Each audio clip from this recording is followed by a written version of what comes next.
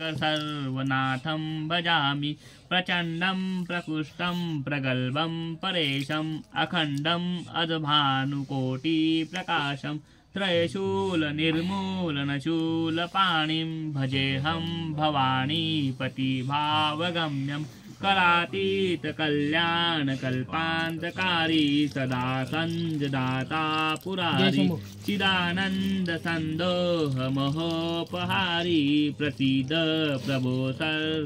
प्रभो मन्मथारी न यावद उमानाथ पादारविन्दं भजन्ति लोके परे वा नराणं वतात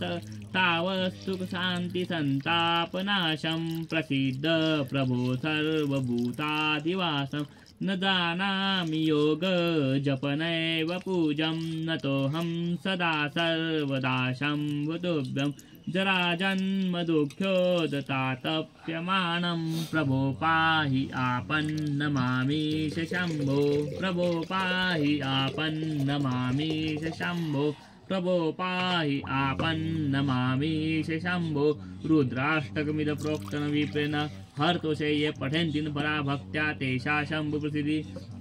ॐ नमः शिवाय ॐ नमः शिवाय ॐ नमः शिवाय ॐ नमः शिवाय ॐ नमः शिवाय ॐ नमः शिवाय ॐ नमः शिवाय ॐ शिवाय नमः ॐ महेश्वराय नमः ॐ शम्भवे नमः ॐ पिनाकिने नमः ॐ शशिशेखराय नमः ॐ वामदेवाय नमः ॐ विरूपाक्षाय नमः ॐ कपर्दिने नमः ॐ नीललोहिताय नमः ॐ शंकराय नमः ॐ शूलपाणे नमः ॐ खरवागिने नमः ॐ विष्णुवल्लभाय नमः ॐ शिवेष्टाय नमः ॐ अंबिकानाथाय नमः ॐ श्रीकंठाय नमः ॐ भक्तवत्सलाय नमः ॐ भवाय नमः ॐ शर्वाय नमः ॐ त्रिलोकेशाय नमः ॐ शीतिकंठाय नमः ॐ शिवप्रियाय नमः